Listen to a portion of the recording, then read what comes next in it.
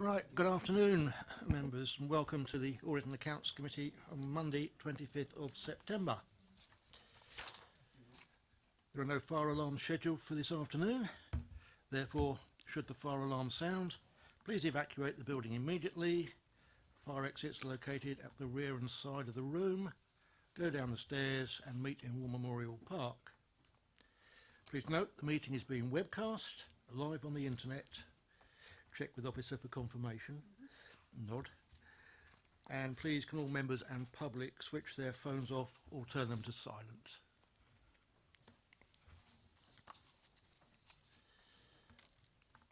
I'd like to welcome Paul King and Malcolm Haynes from Ernst & Young, who will be presenting their audit report later in the meeting. It's always a pleasure to see you here. Apologies for absence and substitutions. I have none from the members, but I do from Democratic Services, and we have Bernie with us this afternoon, who will tell us how we've been doing it wrong all these years. I have no declarations of interest. Anybody got anything they want to declare? No. No urgent matters? None. Minutes of the meeting held on the 26th of June 2017. That's item 4. Are we happy with those? Yes. Councillor Potter? Just firstly, just being, if I may, a bit pedantic, under 14/17 on page 10, excuse me, the second bullet point, the way it's written, I mean, just to correct it, if I may, I mean, it seems to me, after interim property manager were to attend, I mean, it makes no sense the way it's written. We presumably meant to say something like, he, she be invited to attend the committee's September meeting to discuss the assurance, well, we know it's a he, by the way, sorry, I beg your pardon, but he be invited to attend the committee's September meeting. I mean, that's what we meant to say, wasn't it, I think?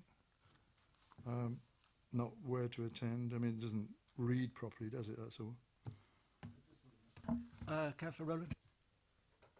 I thought at that meeting we actually demanded that they attend because we'd been pushed off so many times. 2009. Thank you. I think the I mean, meaning... if I've missed that, I mean, I'd be happy for it to say be demanded to attend. But I mean, you know, I mean, the point is grammatically it's not right. Whatever the emphasis we put on a particular word, but it's not. It's just that. I mean, if we're going to have minutes, can we have them correctly worded? It sounds really pompous, I know, when I say that, but I don't mean it quite like that. But it's just doesn't read correctly, does it? But if Councillor Rowland's right, that ought to be something like insist or demand should be in the minute, I guess, really. Whether it's been adhered to is another thing. Well, can I suggest we delete were to and just replace it with should?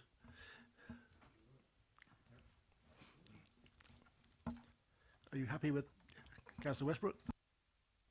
On another matter, 13/17, the committee requests the interim head of law and governance to circulate to all members of the committee the changes undertaken. I don't think we've had that, have we?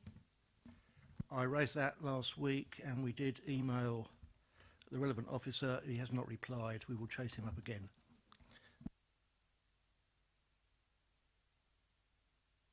Right, we happy with the minutes? Thank you.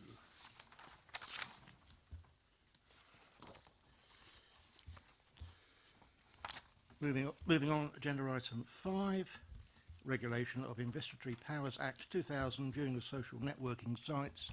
I should say I will present this report, but as Jackie Tatum is here, I will give her the opportunity to speak.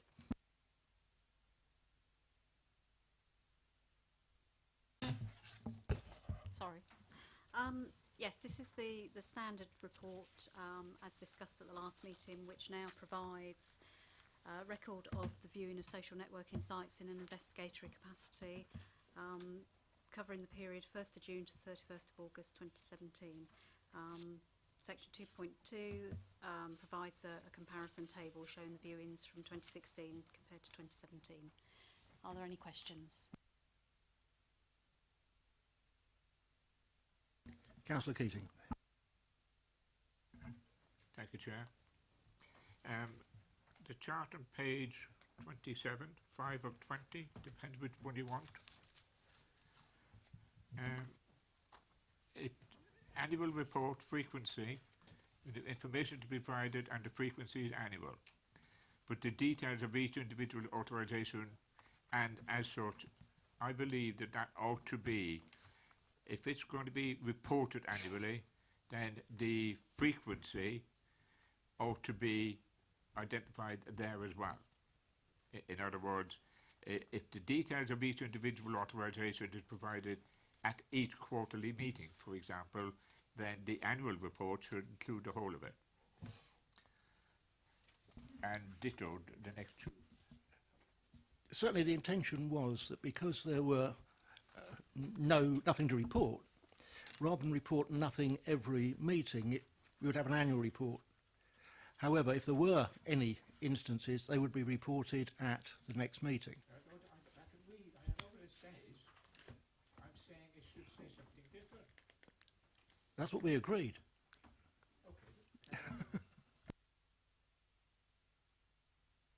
Councillor Rattigan.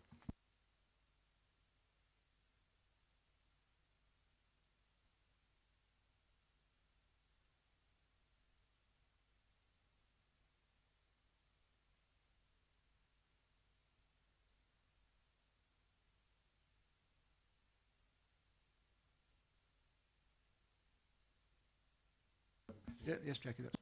Yes, this was a particular significant debtor, and there were threats made, and it has been reported to the police. So it was purely around staff safety in that particular instance.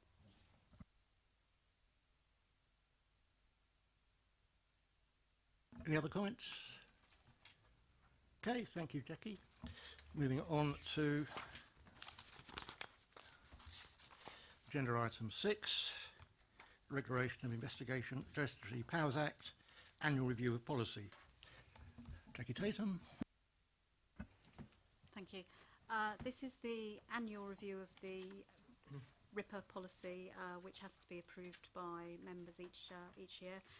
Minor amendments this time, including what was agreed at the last meeting of Audit Committee in terms of the frequency and content of reports, which Councillor Keating's just referred to.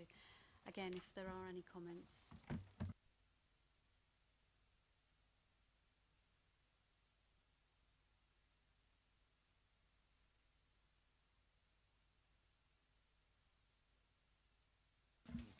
Thank you, Mrs. Tatum. Agenda item 7, Internal Audit Progress Reports. Over to Internal Audit. Thank you, Chair. This is the regular progress reports, the work undertaken or completed by the Internal Audit team, covering periods May to August this year. And the report also shows the latest position with ongoing recommendations. You'll see from my appendices 2 to 5, we've completed 4 reviews in this time. 3 we've given full assurance and 1 substantial assurance. So in summary, there's no real control issues of significance that we've identified, which is reassuring. Then with regards to the position with recommendations, Appendix 1 of my report shows we've got 2 overdue fundamental recommendations with 5 overdue significant recommendations. And that appendix does include a column with the latest management response from the relevant manager. Finally, Appendix 6 just shows other significant recommendations that are currently not overdue, and we'll be following these up as part of our normal due process. Haven't anything else to add really, so any questions if you wish. Well, the only comment I would make is that partnership governance arrangements, it was a substantial assurance this time, but not applicable previously, because this is the first time that particular area has been audited. Would you say that in some cases some of this could have been remedied had internal audit had a look at the procedure before it was implemented, rather than coming back to it afterwards? Thank you, Chair. In terms of some of the recommendations, you'll find it's more about awareness for staff, the process they need to follow when they're entering into a partnership. So in terms of the procedure, I think the procedure stands as is. I don't think there's anything we could have added to that procedure, but it's more about the promotion of it, which auditing, looking at the process, I don't think would necessarily add to that. Thank you for that. Do we have any other comments? Councillor Keating. Thank you, Chair. If you look at page nothing, because it hasn't any number, page 50, page 49 actually, we can see at the top of the page the audit started the year 2011. It's now 6 years later. 6 years later, and a number of occasions when we've asked to have a manager here.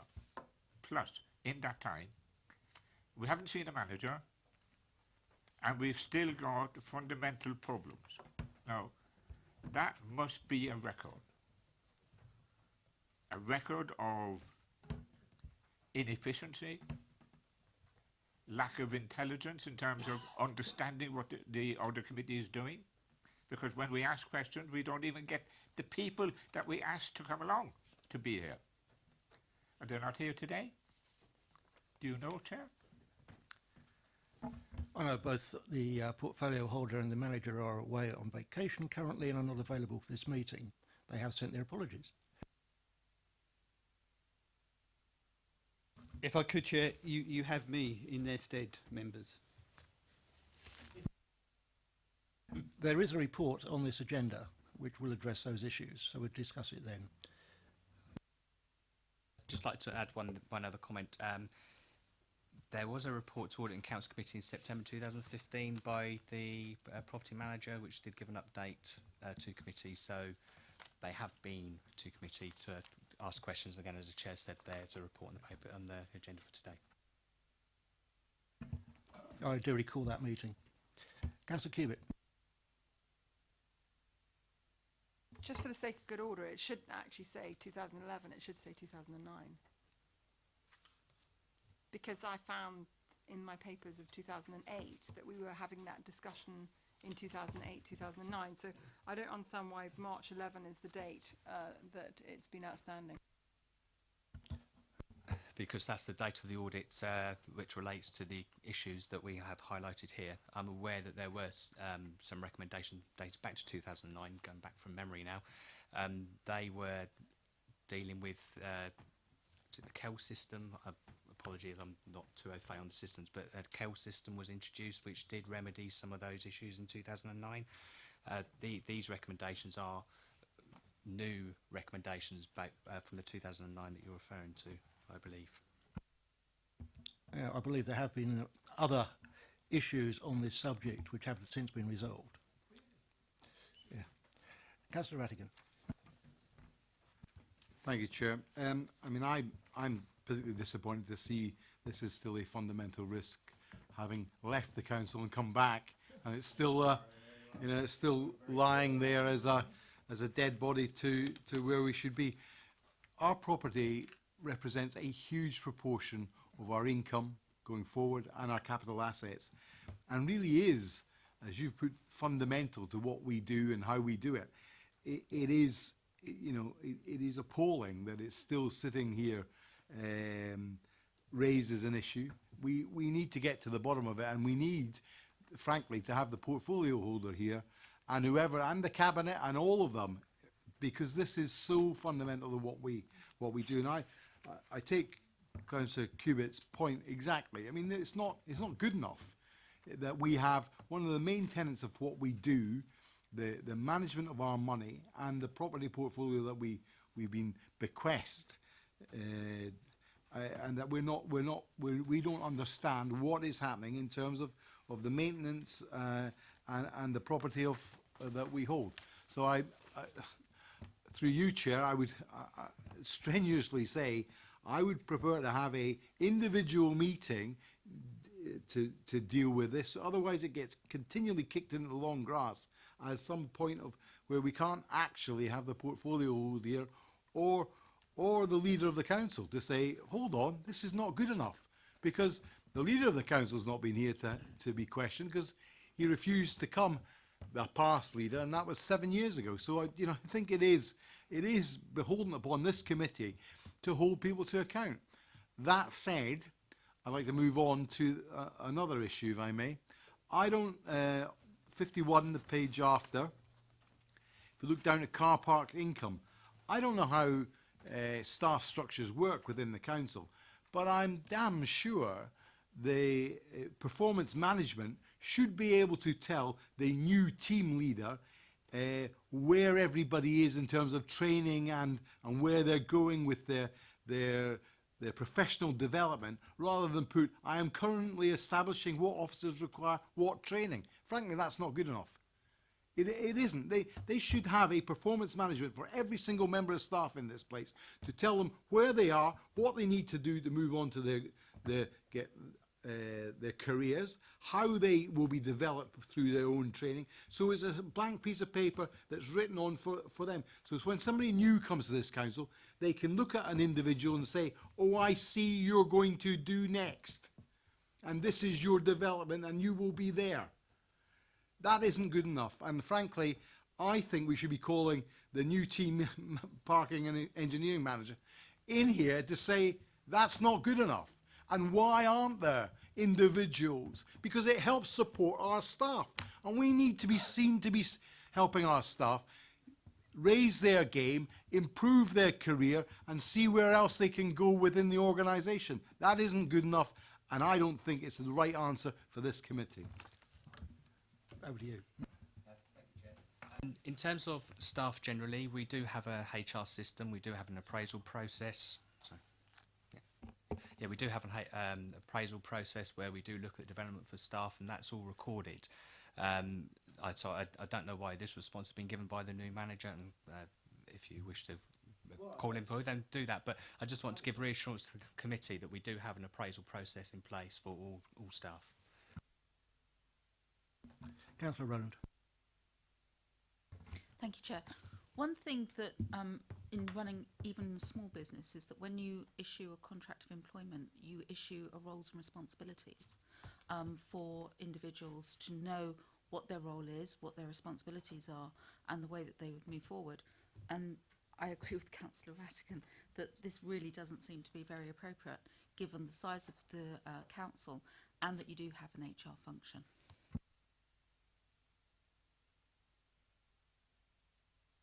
Kiewit, for you. I'm sorry. Just for clarification, because I do remember vividly 2009. I had all the papers last time we were here, which I could have read. But I have to say that on the documents that I have from 2009, it was an undertaking that we would introduce a single database. Whether it was underlying that a different database is actually, in my opinion, whilst I understand your answer, I don't think it's relevant. We in this committee were assured that a single database was being created in 2009. The fact that the database is a different database shouldn't actually detract from the date that it's failed to achieve it in. Councillor Keating.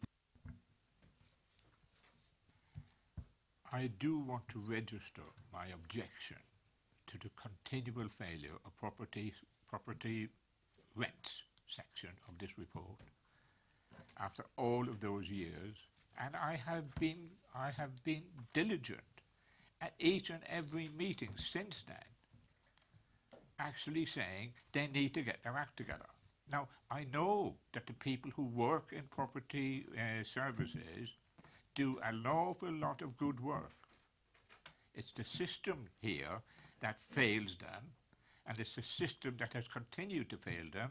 And even though I do know, because I recollect, that in 2007 and 8 they were talking about having a one database, I can't understand why here we are, the best part of 10 years later, with a huge property portfolio in our ownership, and we're responsible for monitoring these things, and we're failing, and the people who are doing it are failing to actually respond to us. We've asked to see the property manager. He came along in 2015, but he hasn't produced the goods. I think it's appalling, Chair. And going on to the other item, any manager who says, I agree, but no action has been taken, is effectively saying, up yours. Forgive the phraseology, and I'm sure you'll find the right way of recording that. Thank you. I think the web have recorded it the way I would have used, so no problem there. If we can note this paper now, I suggest we move on to item 14, and we can then address this subject. And if we have any recommendations coming out of that report, that will be the time to ask the manager and the portfolio holder to attend. They both offered to come in December. They both said they're unavailable for this meeting. Can we note the report? Right, noted. Now we'll move on to item 14, which Kevin will present.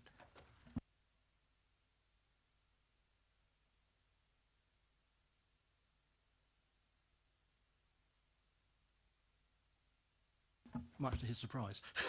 Sorry, Chair, I'm just catching up with the agenda. So, yes, item 14. So, as I say, members, yes, unfortunately, the interim property manager couldn't attend today, but there's a detailed report that I hope addresses the issues that members have been raising. So, if I can just run through just briefly the key elements of the report. So the report provides an update on the implementation of the new property management information system. And within the report, it sort of contains a reminder of the current systems. Now, accepting that there isn't one database, but there are significant electronic systems in place managing the property portfolio. And they include the fact that all records are held electronically on a uniform database system, so they're on a database system. The property team use an electronic document management system, so again an electronic system.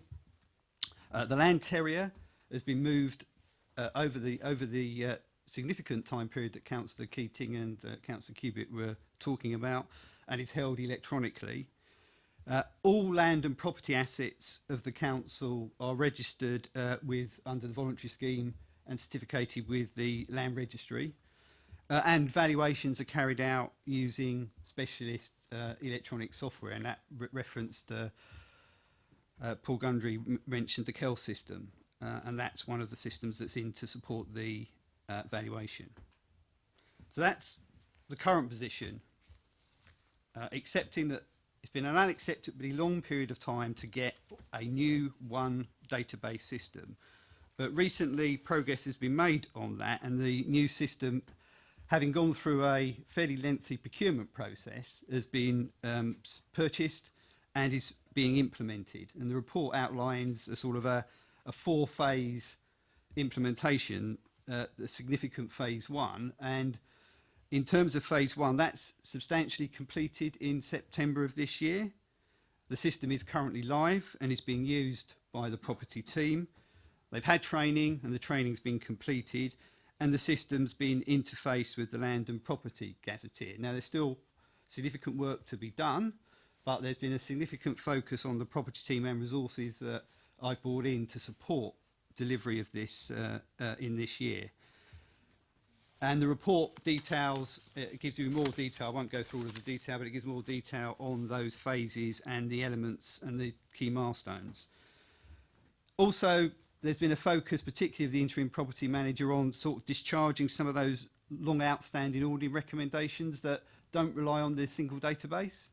And a number of those have been delivered and closed off. And again, internal audit have confirmed that position.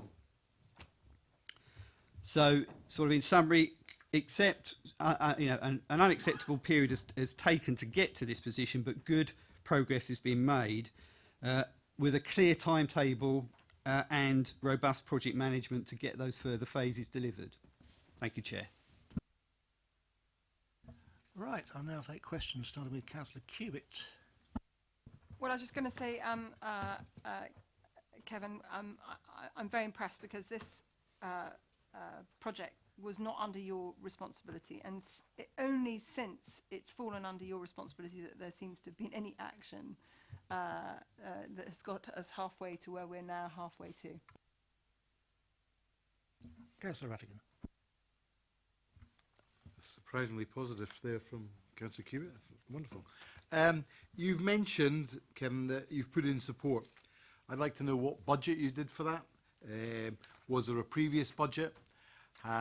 What is the cost overrun for the years of having this kicking around the IT department?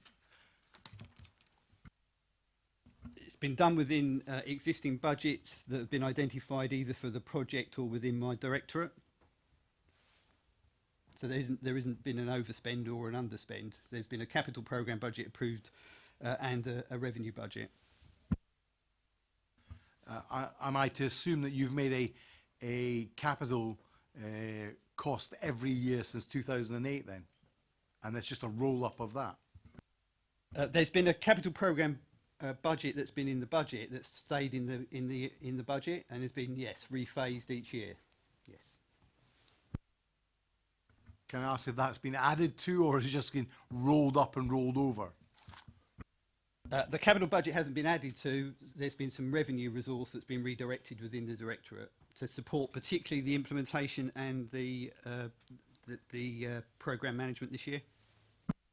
On that, therefore, that you'll be able to give me a figure for that, will you?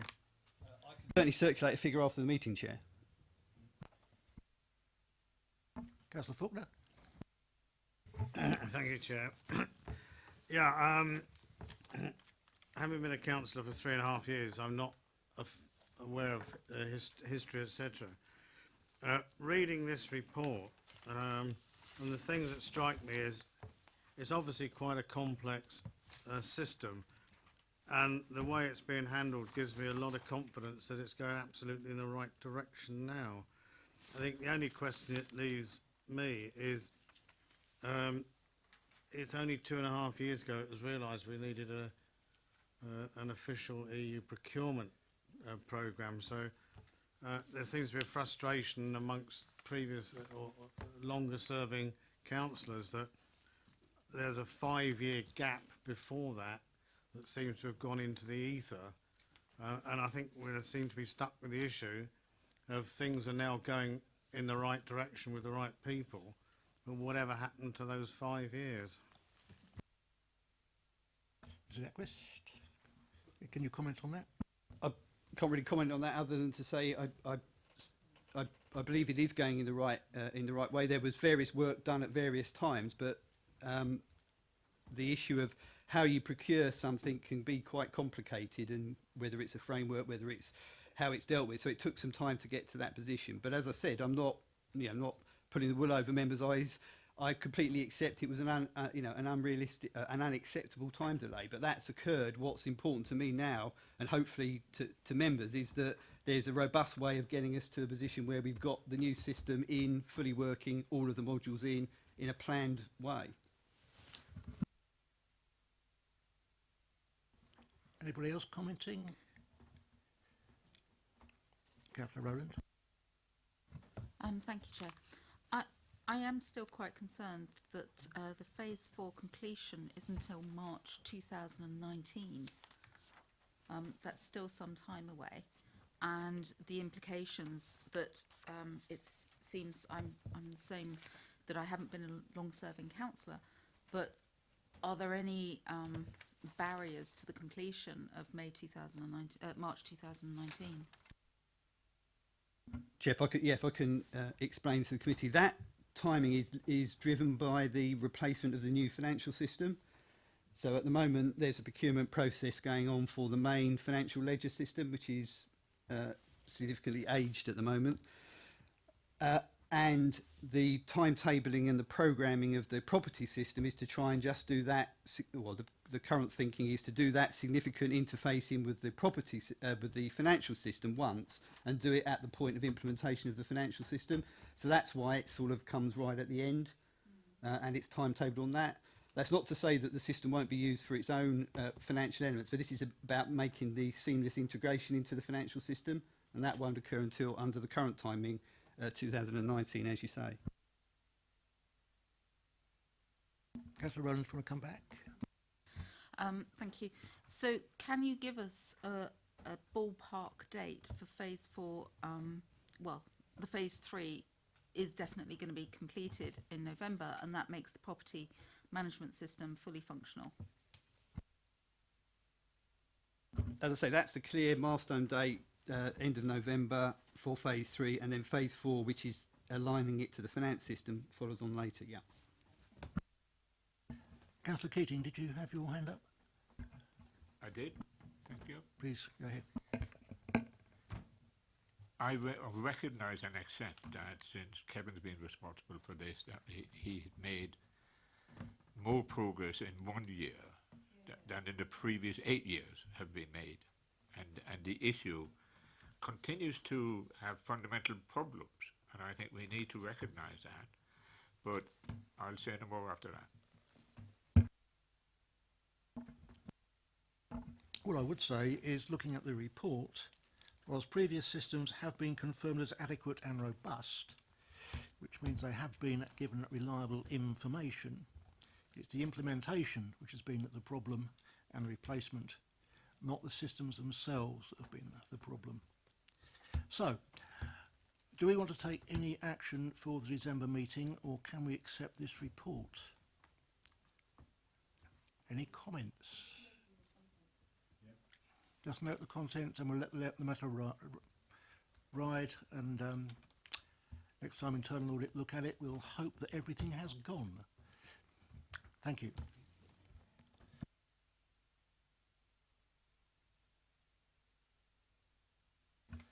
So, turning back to the agenda, we come to agenda item 8, which is the review of the Corporate Risk Register. Mr. Gundry. Thank you, Chair. Yes, this is the 6-month review of the Corporate Risk Register that's presented to committee. There's been no changes to the risk scores compared to the scores that were last reported here, which is back in March 2017. So for information, Appendix 1, which is page 75 to 87, is the copy of the Corporate Risk Register. And just for diagrammatic purposes, paragraph 3.3 on page 72 presents it in a different way for you. As over to questions. Do we have any questions? We note the report. Thank you. Agenda item 9. We will turn to Ernst & Young, who will present the audit report.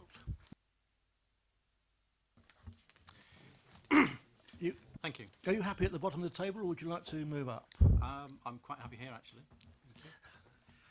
If I take members to the executive summary, which is on page 97 of your agenda pack, the first part of which talks about the overview of the audit.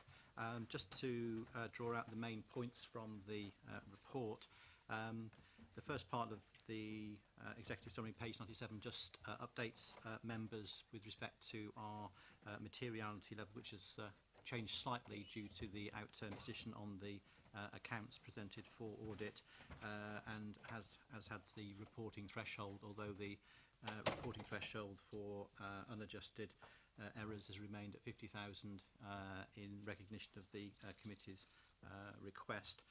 In terms of the status of the audit, at the bottom of the page, we are essentially complete, obviously subject to the committee considering and approving the statement of accounts, which you have as the next agenda item, and also the letter of representation, which forms part of the completion processes for the audit. On the whole of government accounts, essentially, all we're required to do is to confirm to the National Audit Office that the council is below the threshold for carrying out whole of government accounts full procedures, which the council is, so we will not have to carry out any work other than to confirm that to the NEO at the same time we issue the audit report. Over the page, in terms of issues, we do intend to issue the certificate of the completion of the audit at the same time as the audit report. In terms of audit differences, there are actually none that we have to report to you, so no adjusted misstatements over the threshold and no unadjusted misstatements over the 50,000 threshold. In terms of areas of audit focus, we only had one, which I'll come on to in a moment. And in terms of value for money, there were no significant risks from our planning work, and that is still the case. And therefore, we would propose to issue an unqualified value for money conclusion at the same time as the unqualified audit report on the financial statements. In terms of the areas of audit focus, section 2, page 101, the management override was the only significant risk which identified in our audit plan. That is, I think, just to note for members, that is a standard risk which we include in all of our audit plans. It does derive from auditing standards, and its inclusion is not unique to the council, nor does its inclusion imply any issue or concern about the integrity of management. As I said, it is a standard risk which we include in all of our audit plans. There are no issues that we need to draw to your attention from our work in response to the risk of management override. Section 3 sets out the form of the audit report that we plan to issue. As I mentioned, it is one which includes an unqualified opinion on the Council's financial statements for 2016-17 and an unqualified value for money conclusion on the Council's arrangements for securing economy efficiency and effectiveness. Section 4, as I mentioned previously, there are no audit differences that we need to report to the committee. And section 5, there are no issues from our consideration of value for money. Section 6 sets out a number of other reporting areas, and again we have no issues that we need to draw to the committee's notice. Section 7, again there are no significant deficiencies in internal control that we are required to report to you. And section 8, appendices, appendix A sets out the communications which we are required to make to the committee, primarily through the audit plan initially and through this audit results report. And just taking you slightly further on, appendix B, independence, just to confirm there are no issues of independence which we are required to report to you. And in terms of the fees, then there is no change to the proposed audit fees for 2016-17. Outstanding matters, again I mentioned that at the start, so subject to consideration and approval of the accounts and the letter of representation, then we should be in a position to then issue the audit report. And then finally appendix D sets out the form of the management representation letter which we would ask the council to provide to us as part of our audit completion. Just also to recognise the support that we've had from officers in carrying out the audit. I think the absence of any real findings to include in the report is a recognition and a reflection of the quality of the work which officers have carried out to put together the accounts and the supporting working papers which have made our audit a smooth one. So just to record that for the purposes of the minutes. Happy to take any comments or questions. Thank you. Thank you very much for that. It's delightful to hear that we have a clean audit report from the work that's being done by our officers. Certainly next year we will be looking at a much more accelerated timetable. What issues do you see arising from that? I think there are a number of practical issues. The timeline for the council means that the accounts have to be produced by the end of May, which obviously is a faster close down. I think that the greater challenge is probably for us as auditors, not specifically in respect of this council, but the fact that we are, as are the other firms who audit local authority accounts, we're having to audit all of the councils by the end of July rather than the end of September. So logistically that gives us a challenge to meet that timeline, not just in some places, which we do already, but to meet it in all of them. So what we are doing is, and we will be having an early planning meeting with officers to think about how we approach 17-18, what areas of the accounts can we do earlier work, so work before the end of the financial year rather than after it. So the less we do after the end of the year, the better it is. Also think about potentially, are there any accounting issues which are likely to figure as part of the 17-18 accounts, and to make sure we have an early discussion and dialogue with a view to actually reaching a conclusion on those issues before we get to the end of the year, ideally, so that we're not having to deal with them during that very, very pressured, condensed timeline for the period after the accounts have been produced. So I think there is a logistical challenge. There's a logistical challenge for us as auditors. We did have a presentation which I made to the Hampshire Chief Finance Officers meeting a couple of weeks ago, where we set out some of these issues and how we were going to approach them across the county and all the councils that we audit. But as I say, it is a logistical challenge, and we need to make sure that we take all the practical steps to plan for that very carefully, so that we are in a position to meet the earlier close down timetable next year. Thank you. Do I have any other comments? Councillor Rattigan. Thank you. I found it a very confidence-giving report, I have to say. I have a question about the quality of our own staff. Now, we have a very stable staff here. Kevin with his team are been in place a number of years now. Do you ascertain any risk that, not that they're not young and will be around for a few years yet, but the quality of our officers has meant that you're able to put a report together that's confidence building for us? Do you grade risk that we lose staff? Do you ever think that is a risk for a council? I think generally there's always the risk that if you have an experienced team who know the accounts, who know the ways that the accounts works and the way the council works, there's inherently a risk that you could be subject to attrition, loss through either planned or unforeseen. So there's always that possibility, as there is with any other council.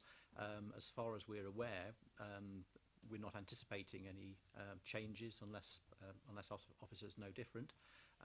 But clearly, where there are changes, then the key is actually the strength across the team as a whole, but also, as far as it's possible, and it's not always possible, of course, is for succession planning, where you can anticipate that there may be some changes to the team. Then obviously we would look for a succession plan to mitigate any risk which might arise. But as far as I'm aware, and I'm looking at Malcolm as well, that we're not aware that there's likely to be any known changes in the team at the council, and therefore we would anticipate that their record would therefore continue.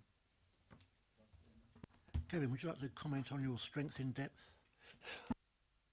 Well, obviously succession planning and workforce planning is something that we do across the council as part of our annual business planning, and it's something that we do, and I certainly do in the directorate. And I think members will, I think they've gone now, but will notice that there are, well, actually there's still one new member. There's a couple of new members that have come to the committee today. So that's about making sure we've got experienced and new staff that are gaining experience in the team and across the team.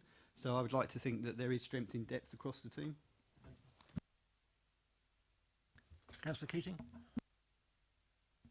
This is the second year that you're going to accelerate the finalising of the accounts, because we actually accelerated a small step this year. It'll be a larger step next year. After that, do you anticipate a level of normality being resurrected? Obviously, we will see, and time will tell how 17-18 goes and whether we meet the timetables. That is our clear objective, shared with the council. After that, I think to do it for the first year is always the hardest. I would hope that thereafter the processes, the systems in place, the working relationships would thereby enable that success to be repeated and become the norm in the future. As to whether there would be any further acceleration of the timetable, ultimately that's a decision which is for government to take, as indeed it has been with the move to the end of July. At the moment, just by way of comparison, and it has been the case for some time, that our health clients have to close their accounts and have them audited by essentially the end of May or the very start of June. So clearly that's an even more accelerated timetable and has been that way for some time. I mean, the fact that that's driven primarily by the needs of the Department of Health and its consolidated accounts is somewhat incidental. But as I say, whether there is any further change or pressure for change, ultimately that would come from central government, and we'll see how it beds in under the arrangements for the end of July as to whether there's any compelling reason for any further advancement at that point. Is there currently any evidence that there could be a problem? I think it's difficult to be absolutely confident that yes, all councils will have their accounts successfully audited and published by the end of July. Certainly, the fact that we're sitting here in September, and we've moved forward the audit compared to last year, as you say, but there is still some way to go. And I think it's fair to say that not all councils have the record of delivering quality sets of accounts that can be audited even by the end of September, let alone the end of July. So I think it would be unwise to predict that, yes, every council will achieve the end of July deadline next year, because I think history shows that you will always have some councils who, for whatever reason, struggle to produce a set of accounts which can be audited for various reasons. So I certainly I'm not a betting man. I'm an auditor, so I'm not going to put any of my own money on 100% success, and I think time will tell. There are some councils. There are a number of councils who have been late last year by the end of September. I would anticipate there being a number of councils who are still late this September. So moving forward another 2 months, clearly, all other things being equal, will be a challenge. Malcolm, did you want to just add to that? Thank you, Chair. All I was going to add was that management had essentially prepared the accounts and early close down this year. So had we changed the committee to July, we would have then put in place the resources to have the audit done by July and signed off in July. So management did do the dry run this year. So we would have been able to, had we moved the committee. So that should provide some reassurance next year, because it could have been done this year. But obviously as auditors, our focus was on those bodies that had moved their audit committees into July, where it then becomes a hard deadline to get the July sign-off, which, I mean, I had a couple personally, but I don't think quite as many as we thought went for the full dry run by closing early and signing off early. But I think from this year, Basingstoke was in a good position to have done that had we together with you decided to move the audit committee in July. Any questions on that one? Well, I was going to say before you just started that, if we can be selfish and ignore the every and say, are you confident that this council will be able to meet the deadlines? Yes. That's the answer I wanted. Councillor Faulkner?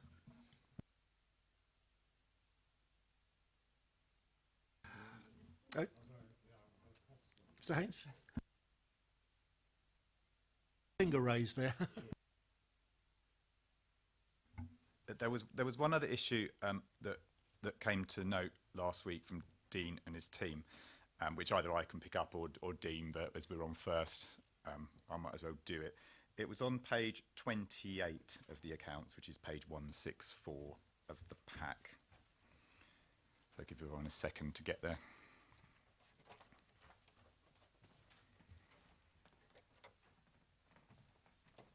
Right, so on the pension scheme sensitivity of actuarial assumptions, this note says that a 0.1% change would have had a 4.2 million impact, and this is correct.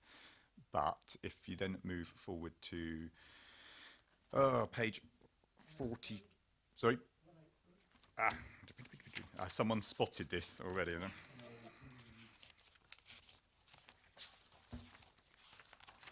Yes, it says 3.5 and the on page 183, which is page 47 of the accounts, and the 4.2 figure is correct. And we'll highlight this because obviously Dean's going to make the change, so the version of the accounts that are at committee will be different because Dean's going to adjust that final one. So it's one that we need to point out to you.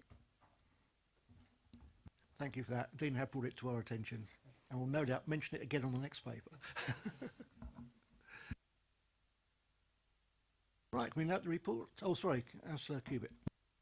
Yeah, I mean, there's been a number of reports in the press about concerns overall about council's exposure to commercial real estate. As auditors, is that an area that you look at, do a wash-up, evaluate? It is something that we would consider in terms of whether we think there is a significant risk to our value for money conclusion, essentially. And there are councils where we have included such a risk in terms of the degree of investment in property, the risks that are associated with that in terms of the income streams, but also the, for example, the interest rate risk where large external borrowings are taken out to finance that. So it is something that we consider in the circumstances of each individual council as to whether we think there is a significant risk or otherwise, and if we do, then we would include such a risk within the plan. But from our discussions with officers and our initial risk assessment, we don't see that as a significant risk for this council. Do we note the report? We note the report. And move on to item 10, statement of accounts for the year. We had a training session at 12 o'clock, which went on till 1:15, so it was pretty thorough. A lot of questions were raised and answered at that time, but I know not all members were attending. Over to Mr. Pleats to present. Thank you, Chair. Yeah, we're on item 10, page 127. The report presents for approval the council statement of accounts for the year ending the 31st of March 2017. The accounts have been audited by Ernst Young and they have reported their findings to you in the previous item. The accounts have been reviewed by 2 members of this committee and a briefing session was held earlier today for members of the committee on the format and content of the statement of accounts. Apart from the one correction that needs to be made, as mentioned in the last item, the auditors have stated that they will be issuing an unqualified audit opinion, i.e. a clean opinion. So all of those factors should give you, the committee, the assurance that you need to approve the accounts. So if you have any questions on the report, I'll do my best to answer them. Thank you. I'll take questions. Councillor. Thank you, Chair. Yeah, I'd just like to make a comment on observation regarding the presentation of the accounts, and specifically on page 139, section 4, the overall financial position. I think for public consumption, my personal view is it would be better to present that we have nearly £500 million of assets, but when we take the 79 million liability, it's reduced to 402. It may seem a small point, but I think we're understating our true asset base too significantly. We are nearly a £500 million organisation. Later on, where it does explain the issues around the pension deficit, to the average person, it's probably like watching paint dry, but there are issues. If we go back 15 years, especially in the private sector, and I had a lot to do with pension funds and insurance companies, a lot of companies took pension holidays because the actuaries revalued the funds, and so the companies took the opportunity not to pay in. 5 years later, in 2008, everything exploded and funds on average collapsed 30%. So it is a very delicate issue. So I'd like to see it. The facts are okay, it's just the way I think it's presented. I would prefer to see it slightly differently. I hear what you say, but I think we are still working to a format over which we don't have total control. Mr. Pleat? Yes, that's correct. We have to present it in this particular way. However, Appendix 2, I think it is, there's a summary of accounts, and that's a separate document that we produce primarily for the sort of non-financial audience. And I don't see there's any reason why we couldn't present it slightly differently in that document. I think your point is noted. Anybody else? Right. This committee needs to approve the statement of accounts. It is approved. Right. And I need to sign the statement of responsibilities on page 50, which I will do. Thank you.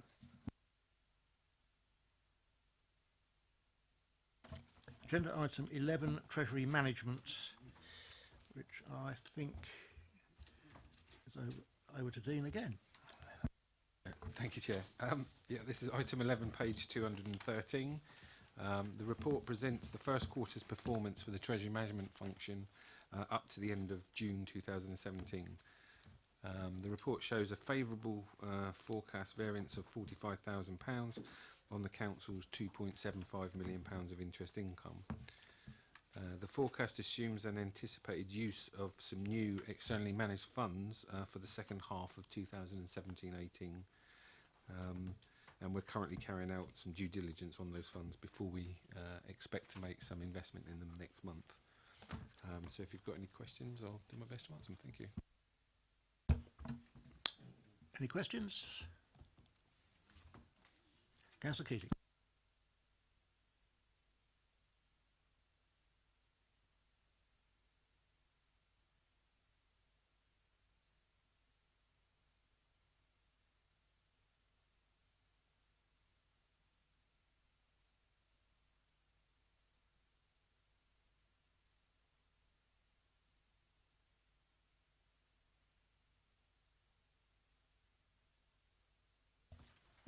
You'll come back on the next paper.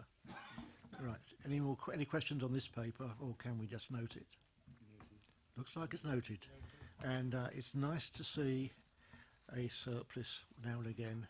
We've had so many years when we've been forecasting deficits on income. It's only a forecast, but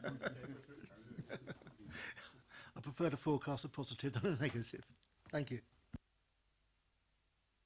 Right, agenda item 12, Invest to Grow.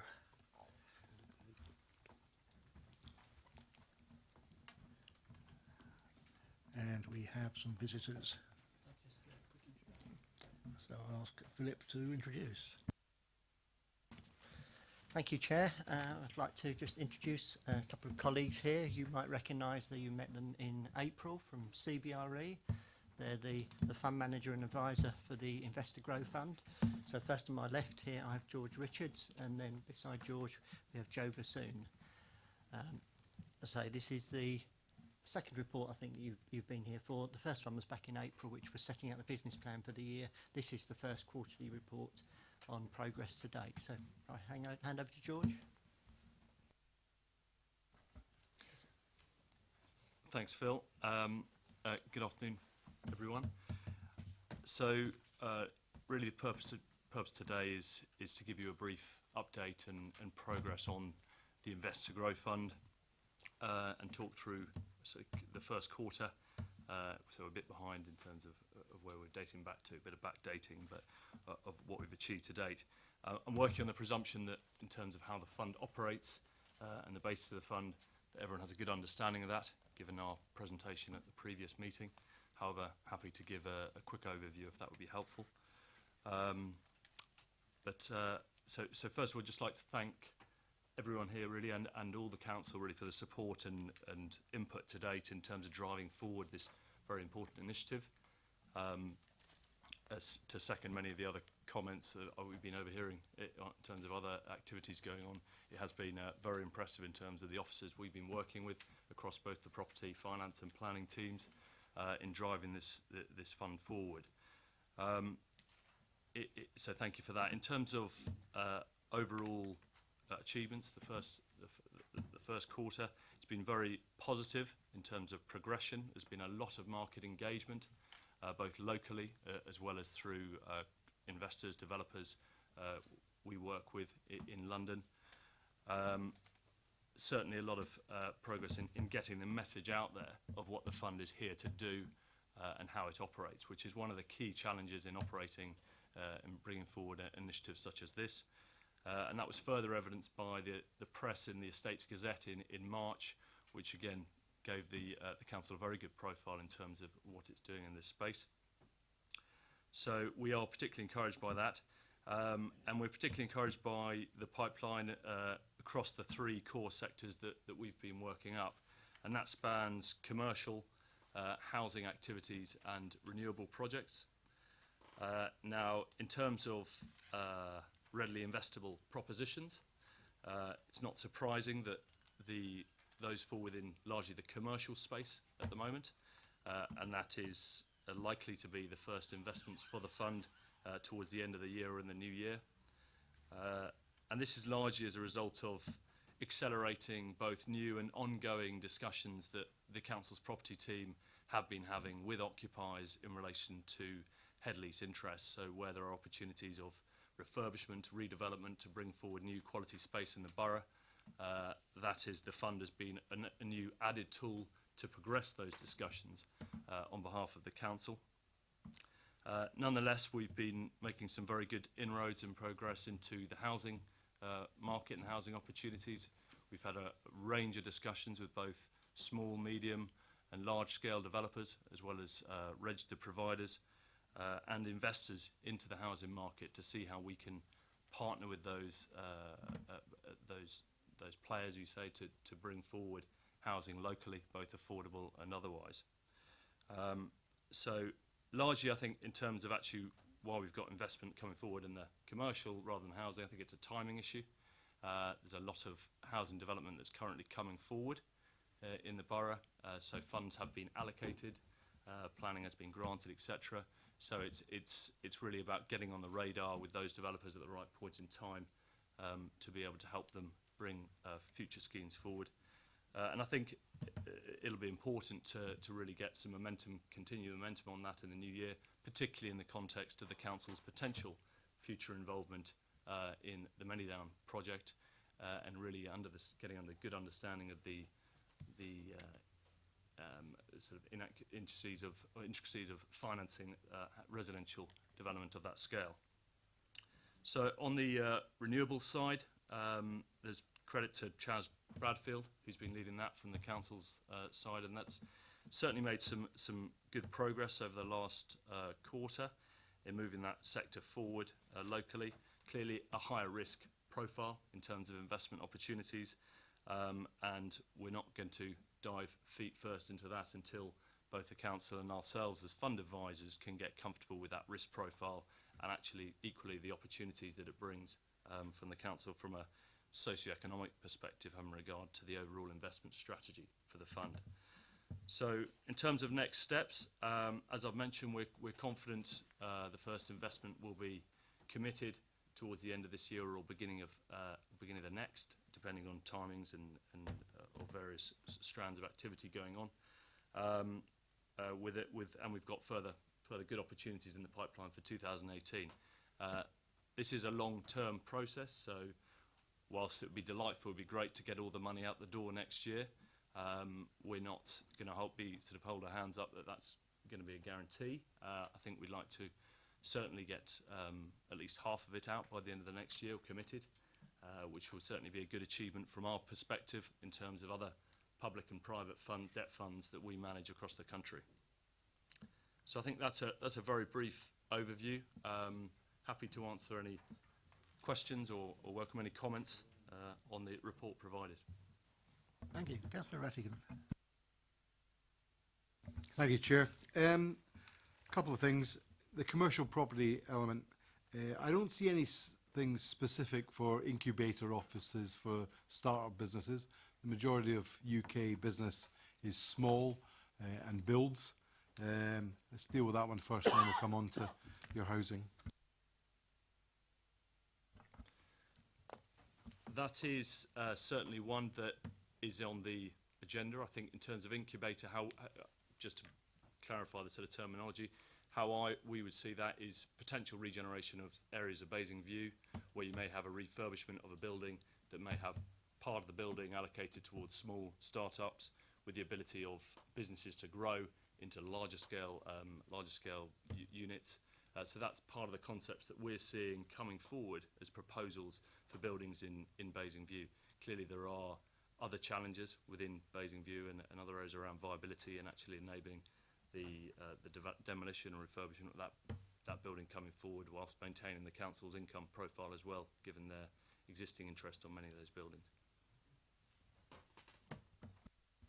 Again, I am interested in your housing development. Now, obviously, this is really fundamental to what we do. I have no focus on your housing here to talk about student accommodation. I have flats, and so I know that the rentals and the yields are very good, they're strong within that. So have you had engagement with our college, BCOT? Have you had engagement with Winchester University, people where we send our students off to have further education? And I don't see anything here in support of our hospitals or our key workers, our big schools. You know, what are you talking to people about in those areas? Because they're fundamental to the growth of Basingstoke as an economic centre. And there is nothing, it's too wishy-washy in this report.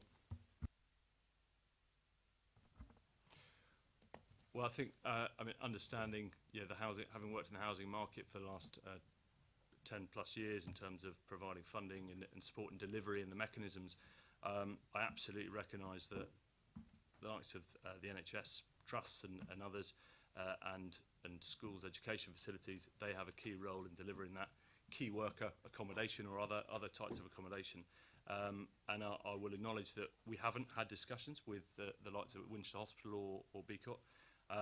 And absolutely, I think we can progress that imminently and actually have those discussions and see. Whilst I don't believe they'll be the delivery bodies for the housing as such necessarily, they will be play an integral role in the types of partnerships. So it's all about that awareness, and I think actually having those discussions would do no harm at all. So next time we see this report, I would like to see comments about your engagement with people. That is a much better type of report for me. It talks about engagement, who you're talking to, why you're talking to them, because it supports economic development or whatever it does. I think it would be better in this report, because we are left slightly making up in our own minds or thinking about where these comments are going. I'd like to see the report more fully bound, if I can say, talk about engagement, where you see it going in the future, or if you've had knockbacks, to talk about those setbacks, and maybe it's another thing for another time. But that's what I would like to see in your report next time you come to us. Councillor Potter. Thank you, Chair. In paragraph 529, you talk about your discussions with small and medium house builders. I mean, others may disagree, but I've always placed a strong emphasis in regard to this investment fund on affordable housing, and clearly that's the sort of outcome that I'd like to see as part of the money invested. In terms of these discussions and these house builders, you talk about there are a number of projects currently being progressed. Can you give us any indication what type of numbers you're talking about in regard to the schemes that might be appropriate for investment? What sort of numbers fall within that heading? I don't want you to say things that prejudice anything really, but just give me some indication of the size of developments you might be talking about.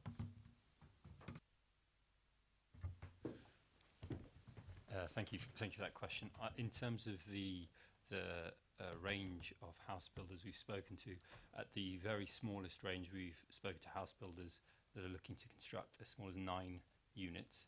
And that also, I think it's worth highlighting that the house builders we've also been speaking to, we're targeting a geographic spread outside of just Basingstoke Town Centre to encompass the full borough, because we noted a comment at the last audit and accounts to be focusing on such house builders. See, it's that dreaded figure of 9 that always gives me some concern, I have to tell you, because that obviously does away with the obligation under our own local plan and other provisions to come forward with affordable housing. So I can well appreciate local builders, small builders would be very anxious to get schemes of 9 and less. I'm less enthusiastic about that, and clearly I hope, you know, with respect, this would be taken into account. It seems to me we are not in the business of promoting small schemes of executive houses of that number, and that being supported by our investor growth fund. So I want it to be significantly more important than that in terms of the way these discussions are carried out. Councillor Cubitt. Yes, sorry, we haven't met before, so I'm sorry, I'm not privy to the information that was given to committee members before, because I wasn't on this committee for a while. Do you have the 25 million, or do we disperse the monies when you've identified a project? Yeah, that's correct. It's the latter. The capital is earmarked for the fund, but ultimately it's only paid in accordance with the requirements for the investments. So in terms of your fee generation, do you charge a flat fee or do you charge a fee per disbursement? In terms of our fee structure, it is on a basis of an annual management fee for in terms of activity, working out the fund and bringing the fund forward, and then we're also paid on as you would do any underwriting, any investments, all the underwriting activity that we do. We therefore take a fee on paid by the borrower rather than by the council, I should say, in terms of how we do that.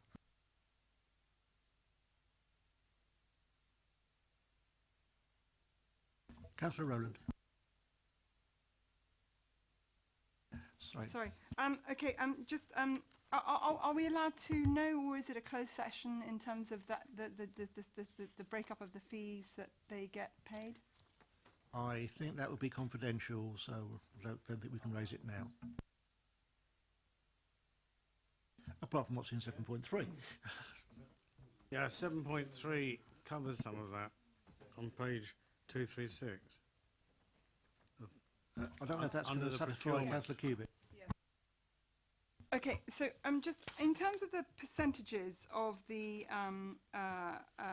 sectors, have we got fixed percentages, i.e. X% commercial property, Y% housing, Z% infrastructure, or are you doing it on an ad hoc basis depending on what's coming up and what opportunities you've identified that are realistic and achievable? There is no fixed percentage. We've got limits in terms of who we'll invest to in terms of one sponsor, so we don't get overexposed to one borrower and risk profile in that respect. However, it's all about really, we've got a very clear economic priorities that cover those 3 sectors for the council, and it's about managing the fund in accordance with the readiness of those projects. So the idea is to keep the money working and as active as possible, and basically keeping out the door for a shorter period with developers so that it can then be reinvested. So whilst we're investing in oven-ready projects, whether it's a commercial that comes forward first or housing, we will then be looking at future projects to how that money can then be reinvested with an eye on all of the 3 specific areas, but clearly on a risk-assessed basis. So I'll go back to my point at the beginning about renewables. We will keep a firm eye on that, and where there is an opportunity, look to invest. However, if it doesn't meet the council's risk profile, then it may well continue to fall down the track, but it is early days on that side of things. I wasn't part of this committee beforehand. Are you ostensibly releasing bridge funds, which then gets repaid by someone who's taking it out on the long term, or are we in the long term for any of these investments? Is it short-term bridge or is it long-term? It's development debt is essentially, or equity, to support projects that may or may not otherwise receive bank funding to drive forward the growth of the borough. So it's short-term, ideally, development finance rather than investment. Okay, so the takeout would be what, a major commercial bank, or? It could be a range of options, yeah, from a future purchaser, a bank on a refinance, or any other means. But it's short-term development finance is what we invest. So just, so I've got two more questions.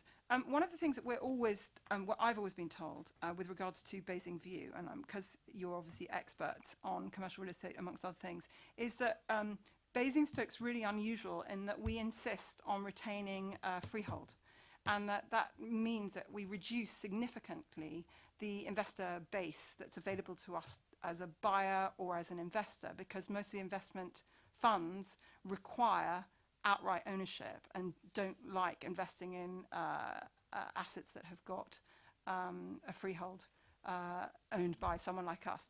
Have you come across that as being a hindrance at this juncture when you've been having discussions with possible opportunities with regards to our commercial real estate in Basing View?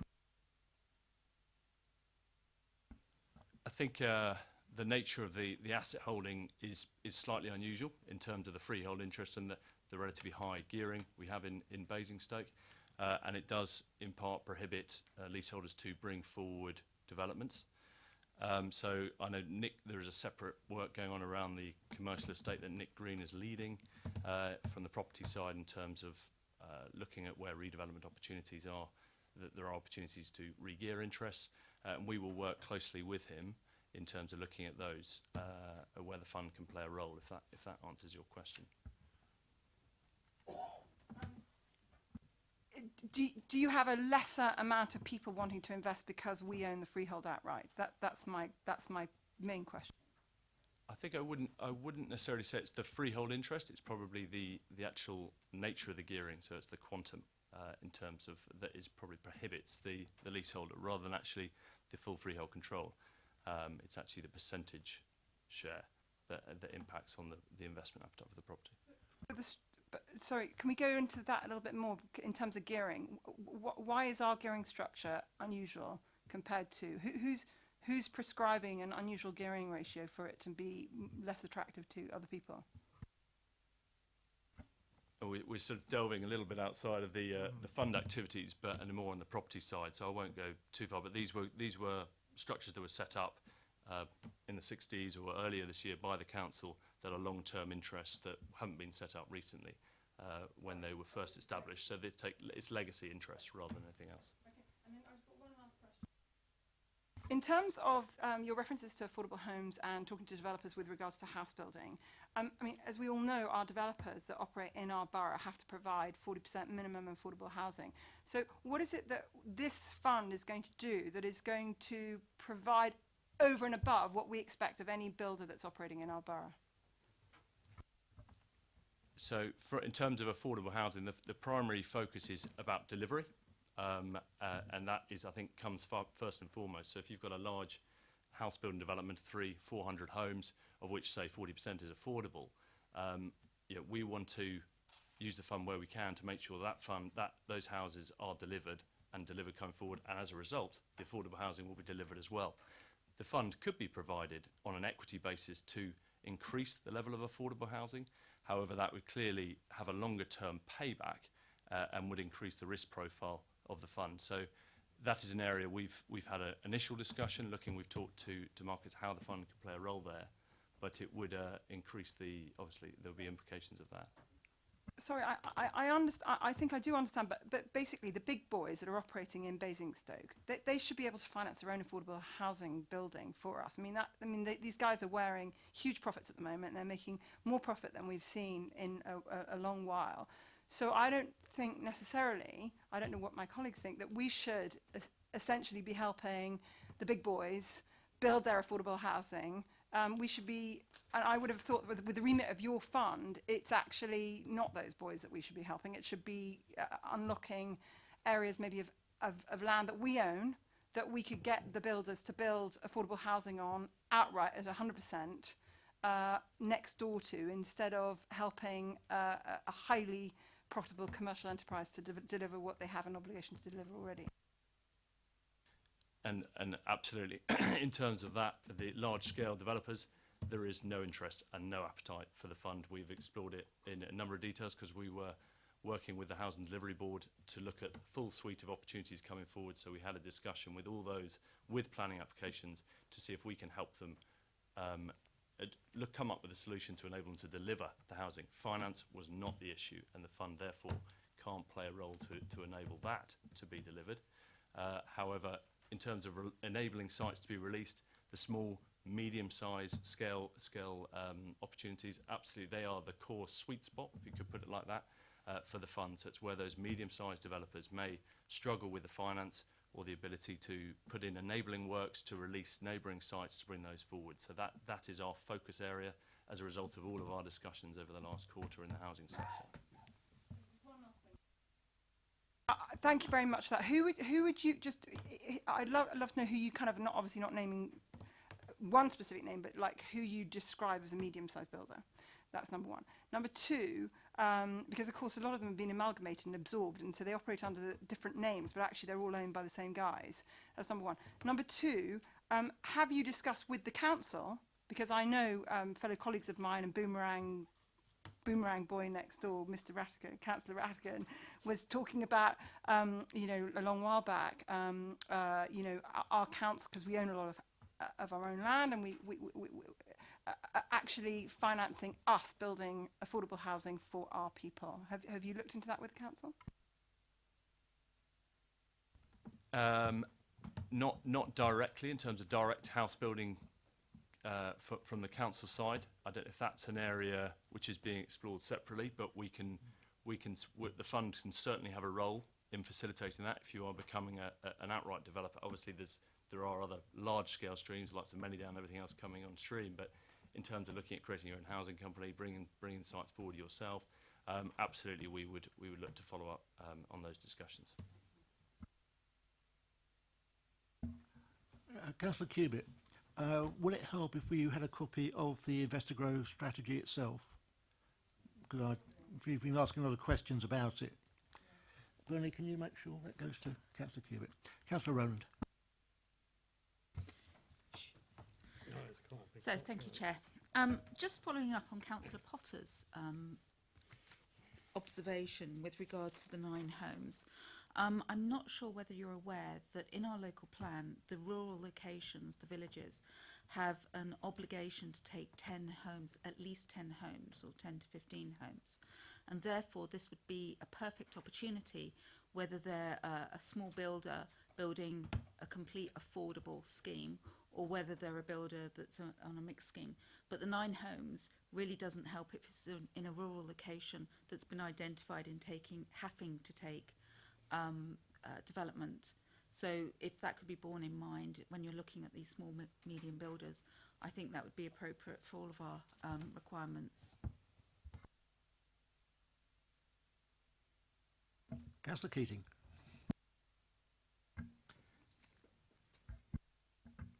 Thank you, Chair. When we talked about this sometime last year,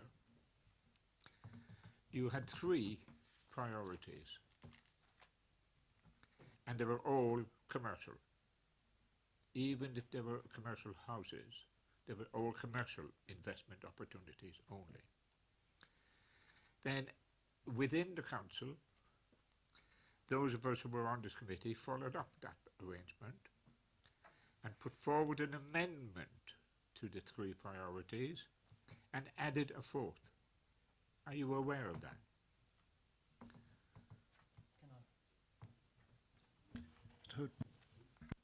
So if I could just answer that one. I think you're talking about the amendment that went through at council, and that was when we were looking at the property investment strategy.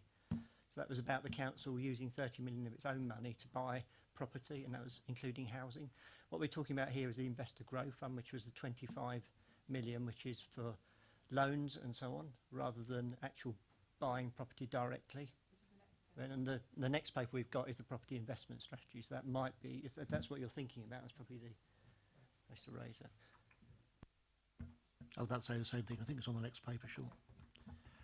Any further comments on, sorry, Councillor Potter? I'll let this go in just a second, really, but if I could just come back to the point again, Councillor Rowan makes it better than I, really, in regard to the way I've always thought we would making this money, we would make this fund work. It seems to me, in terms of, you know, I mean, obviously you've offered to provide all of us, I guess, with the terms of reference of the fund to remind us, really, but in terms of what we always described as local socio-economic growth and the like, I mean, the affordable housing provision, be it complete or in part, within particularly rural settings, as Councillor Rowland said, I think is important to us. And what I said originally, I repeat again, I don't want to see this money being used to pump prime, providing infrastructure for small-scale builders to provide, my own words, 9 executive units. There is no merit in that, particularly in the rural context as well, where affordable housing is the absolute requirement. And if we went down that road, that really would be a misuse of the fund, and therefore I do ask that that constraint be applied to those types of discussions for them to stop before they start, quite frankly. Not wishing to disagree, and I would agree with you about the executive homes, but there is a demand for small market housing. It's not just the affordable homes which are needed. So developments of up to 9 in themselves is not a problem for me. Right, any other comments? That's a Cubitt. Whilst I agree with you that there is a demand for that type, they're considerably more easy to raise funds for. So they're not something that necessarily a fund like this can value add what actually commercial lenders are already providing. Because I don't necessarily think we need to support that area of finance. They're not being built. Roland. I would disagree about the number of 9. It has to be 10 and above, because otherwise that does not count for anything in the requirements on rural locations in our villages for what's under the local plan. So it has to be more than 9. I'll take you. So just to respond to that, absolutely understood that the point around sort of 9 executive homes, or maybe the point to answer that one probably is that we have a minimum threshold of £1.5 million per investment, which does, given the loan to cost ratios that we have within the investment strategy, typically preclude investments of that scale. So we are looking at in excess of 10 really as absolutely as a minimum, which does incorporate affordable housing and therefore ticks those boxes and meets those objectives. Councillor Faulkner. Thank you, Chair.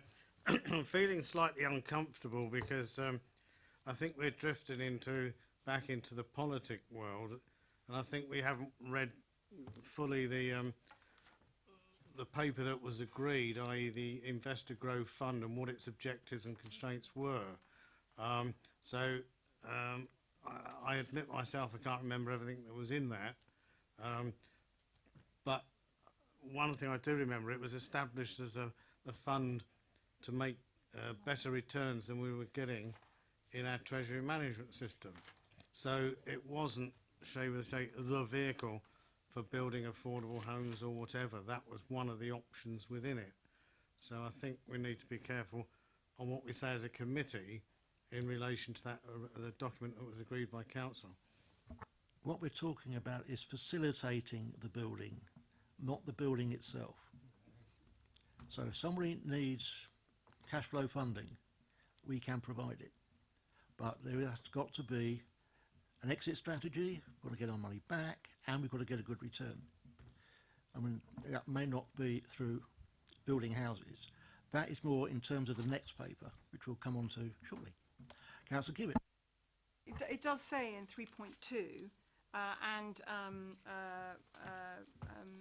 our visitors have explicitly stated as well, they support local socio-economic growth and economic priorities for the borough areas. I think that's already kind of confirmed in the paper, what the objective of the fund is. We can't change the objective of the fund. That's not what we're doing today. Okay, right. Can we note the report, then we can move on to the next paper?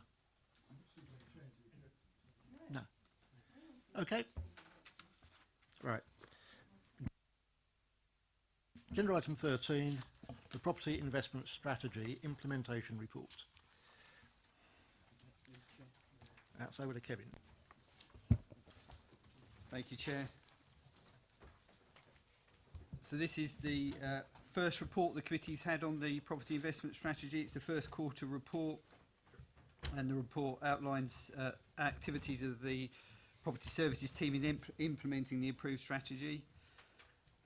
And it covers a number of areas. So in terms of the new property investment opportunities, the report outlines that 15 transactions have been considered, 3 formal offers made under the scheme of delegation, with 1 transaction proceeding at the time of the report.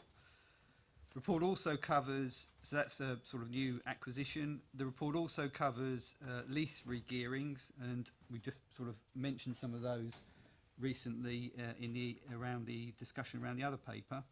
And the report outlines that there are 8 transactions that have been considered, but notes that these are often complex transactions that take a long while to come to fruition, and a number of them will progress through, and if they come to a satisfactory result, will go through to portfolio holder or cabinet report for decision.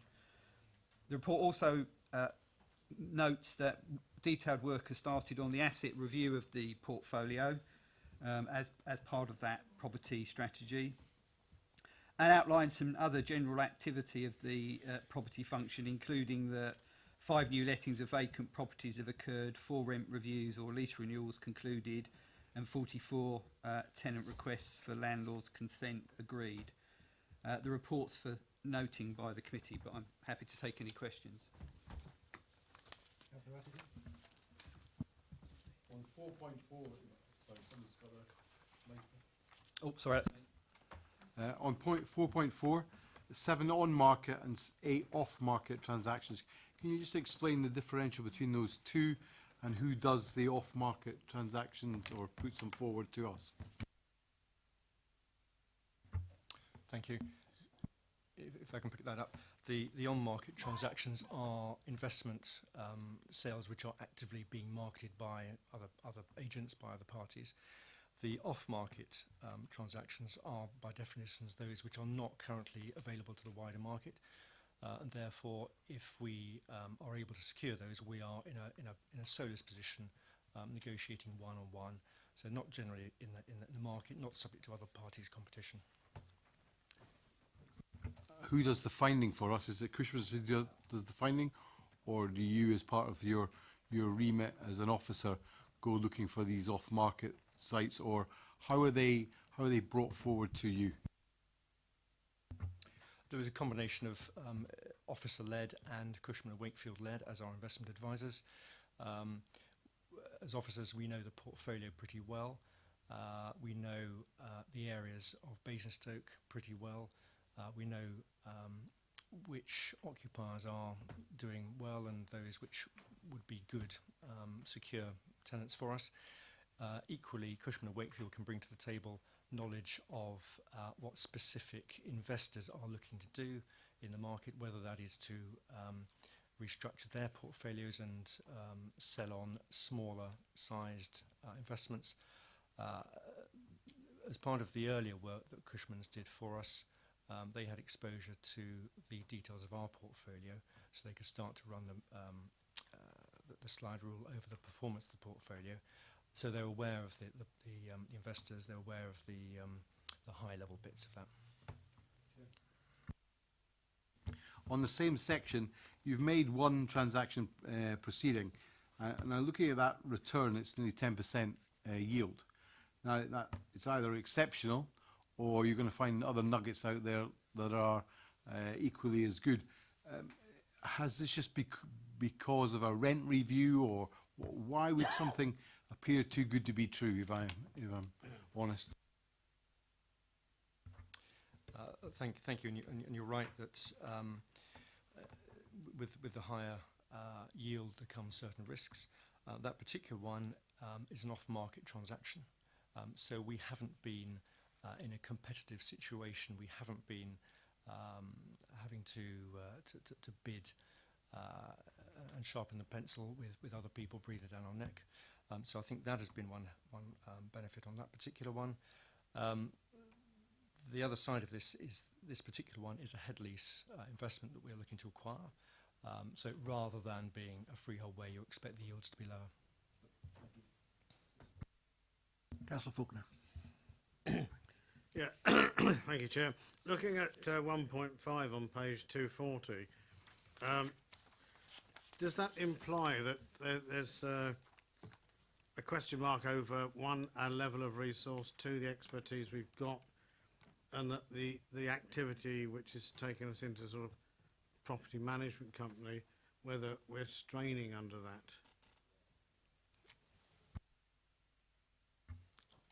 I think it has to be said that there's a huge amount of work to do in terms of sifting through our £250 million investment portfolio.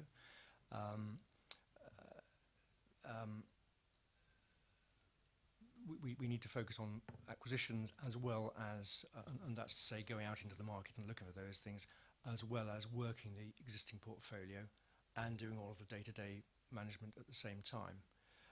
So it is challenging, but there's a balance between the internal officer work and external consultants. Follow up, if I may. Does that imply that our fees for consultants might start to escalate? The fees that we pay for the consultants is all wrapped up as part of the acquisition costs in the usual way. So to that extent, the more acquisitions we do, the more we will pay. The consultancy arrangement was tendered at the outset, so we know that we've got a competitive set of fees there with Cushman & Wakefield. Councillor Cubitt. Yes, just going back to 4.4 and the transaction proceeding, am I allowed to ask whether that's out of borough or inside borough? That is within borough. One of the things that I made a reference to Ernst & Young, and which I think I've sent copies of articles, there's been a lot of articles in the newspapers over the last year about how concerned the government is, how concerned DCLG is, how concerned the press is, the journalists are, to the fact that councils are starting to really become big owners of commercial real estate at a time when people who have owned commercial real estate think the market's about to take a downward turn. And why do we think we're more knowledgeable than people whose sole remit is commercial real estate? And why is it, do you think, that the councils are increasing substantially their commercial real estate portfolios at the moment? I'm not sure we make ourselves out to be more knowledgeable than other real estate companies. We know our portfolio extremely well, and we are taking advice from investment consultants and others in the market. So we are as knowledgeable, I would suggest, but not necessarily more knowledgeable. In terms of the second point, in terms of the influx of local authorities in the property market, and the report does reference some volumes of transactions, I think at point 3.4. It is simply for local authorities to have a better return from their money than they were able to achieve elsewhere.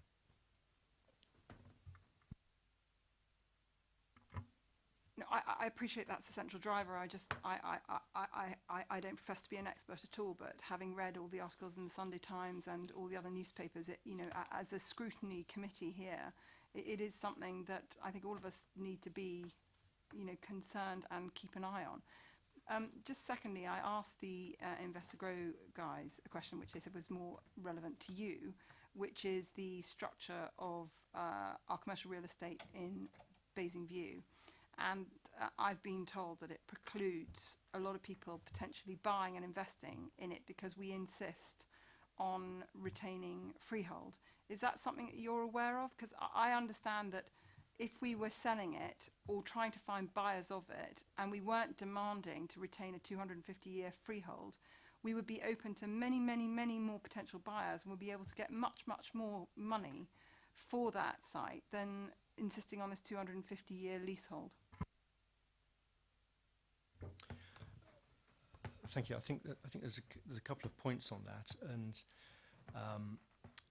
the original work that Cushman & Wakefield did for us in relation to looking at the investment portfolio did touch on this, and I think there are two things. One is the tenure that is to say whether it's freehold or whether it's leasehold. I think there's another point which goes into the detail of what the gearing of the head lease is, if I can just take those briefly in turn.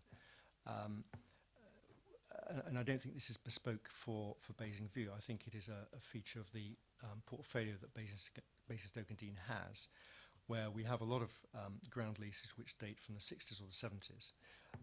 And that is how they were set up. They were set up on perhaps 1, 2, 5-year leases. We hear a lot of comment from, in particular, local commercial agents who are very keen that we should be selling freeholds. The experience is that when you drill down into the detail of that, actually it isn't so much the freehold that is the key thing here. And by and large, the agents will get to a point where they are very comfortable with a 250-year lease, some with a 150 or 125-year lease. But what is important for them and for occupiers is that the level of gearing is not too prohibitive. In the context here, the portfolio we have, and as I say, the original Cushman's report evidenced this, a number of the ground lease investments we have will have high gearings of, say, 20 or even up to 30% or so. Now, that's the pay away that the investor will pay to Basingstoke as freeholder, compared with the income they will achieve from their occupational tenant. In the market at the moment, investors typically can be expected to be comfortable with 5%, maybe 7.5%, perhaps up to 10% gearing. Above that, and it's difficult for them to make that work. And I think the point about Basingview is that with the higher gearings, it's been a disincentive for the long leasehold investors to invest in the buildings, to bring forward refurbishments, repairs, and so on and so forth. So there are two different but linked things there. So I don't know, this is probably something I'm going to have to do offline because I'm ignorant in terms of your description about gearing. But just taking us back to the freehold issue first. When we had a sale of a site recently, we were told in full council that there were no bidders, or that there were only 2 bidders. And then when I asked to speak to officers, I was told that the reason why there were no more than 2 bidders, because we did a beauty parade and we thought it was going to be really, you know, a sexy sale. There would be lots of people wanting to bid for it. And then we were told that the reason why no more than 2 people were interested in the beauty parade was because we had a freehold requirement. And that a lot of these investment funds who invest in Reading and Herc or wherever have the money, want to invest, but can't, the rules of their funds preclude them from looking at freehold. So that kind of counters what you say. I'm not suggesting you're not saying, because I'm not an expert, but I'm just confused at that kind of mismatch of information. That's the first thing. I'm not sure I can specifically comment on that particular example. There may have been other issues involved with that, I don't know. But I think the present experience we are finding is that investors generally are comfortable provided that there is a long enough leasehold or freehold period, but the gearing is all important. Why being comfortable doesn't necessarily imply to me that we can get the best price, and since our responsibility as councillors is always to ensure best price, why are we seeking for potential bidders to be comfortable? Why couldn't we reconfigure our commercial real estate so that it isn't under leasehold, and that therefore we get the widest possible buyers on the table and strike the highest price? Well, I think we are trying to get endeavouring to get the best price. If we looked at our portfolio now and we approached all of our long leaseholders, I have no doubt they would all wish to reduce the level of their gearing. The difficulty that gives us, of course, is an immediate drop in rental income. But to address your point more specifically, this is one of the pieces of work that comes out and is coming out of the work we're doing to look at the portfolio, and in terms of the deals that we are looking at day in, day out, to say how can we restructure things so that we get a better solution all round. So we, one, make sure we get the best price. Secondly, we structure things so that there is an acceptable tenure, there's an acceptable lease regearing for the investor or occupier, as the case may be. Finally, just finally on the gearing, what are the determinants, or is it too complicated in this in a short 2 sentences? Is it because we have low occupancy rate that we have high gearing, or is it because the value of the? Very simply, it goes back to the lease agreement that's in place, which will specify the level of gearing, which is then reviewed at rent review, whether it's 5 years or 21 years or whatever it may be. So that's set in the lease, and that was what was part of the lease agreement back in the 1960s, 1970s. Councillor Keating.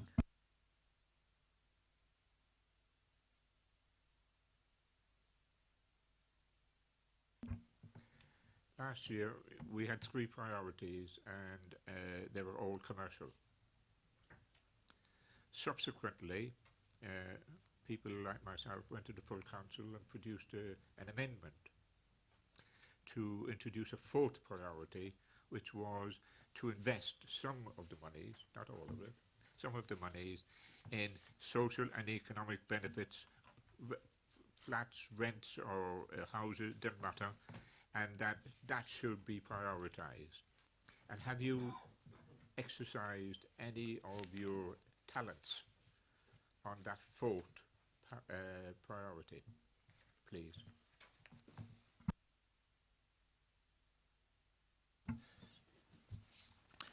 At the moment, we're in the process of finalising a specification to send out to a number of different companies, asking them to give us options for setting up a vehicle, corporate vehicle, that we could use to hold housing investments, so that if we were to make an investment in some sort of residential accommodation as part of this strategy, we've got a way of holding that investment.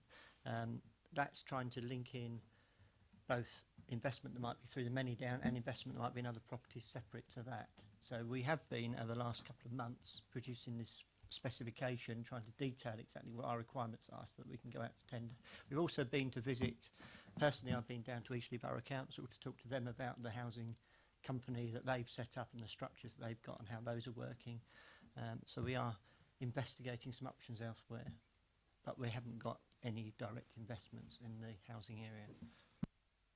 If I may, Chair, when might you conclude your investigations, please?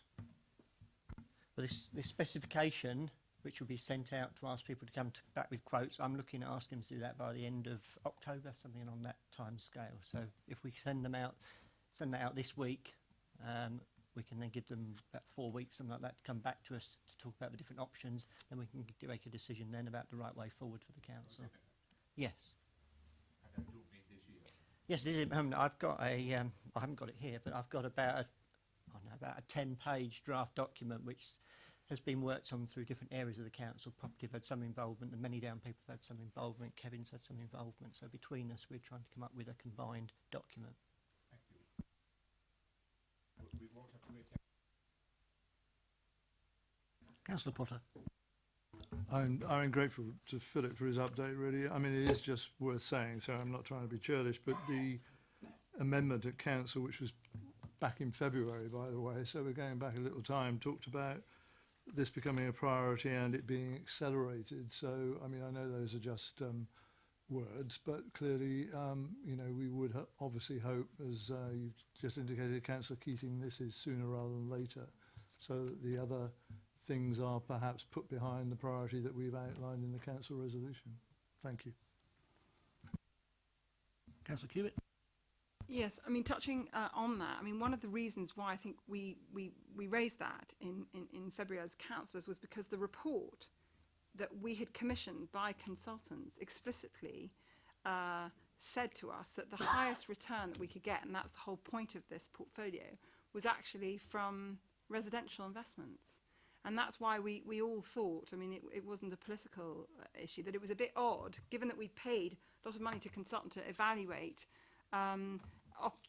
options. We then went for the option that raised the least revenue for us, despite the fact we already are extremely exposed to the commercial real estate sector, and we don't have huge exposure to the resi, and the resi in the consultancy report actually gave us a higher return.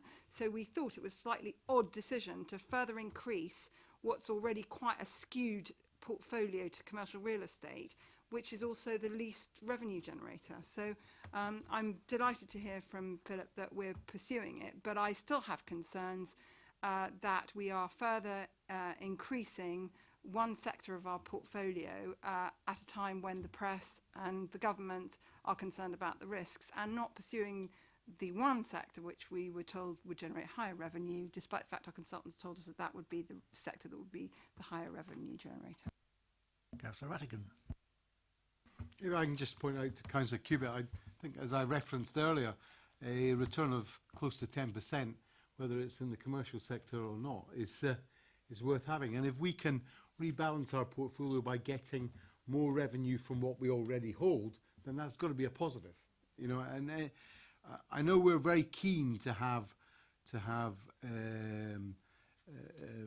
domestic property in here, but there are options, as I've already highlighted today. Key workers, you know, we've got opportunities there. We've got colleges and everything else around. Why aren't we looking at student accommodation? Why aren't we seeing if we could do into permitted development for some of our own properties, to see if they could be reworked, you know, under permitted development to provide for student accommodation. You know, we need to be a little bit more wider looking to access the best for our communities. And I don't care if we are all in commercial property. We're not, but I wouldn't care as long as we're producing the right returns. And the thing is that we know our borough best. Now, we have got an audit committee here and a review committee here to make sure that the officers and their advisors are acting in the best interests of the borough.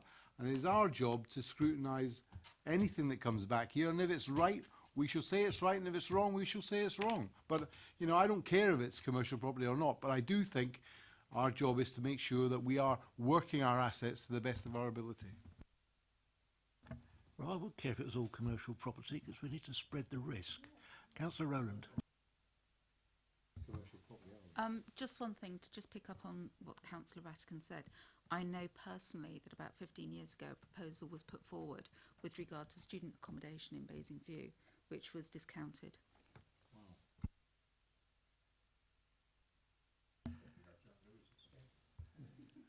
If we're talking student accommodation, I can remember 2 years ago having discussions with BCOT when they said they were desperate for student accommodation. So there certainly is some scope there to be looked at. Right. Quite possibly.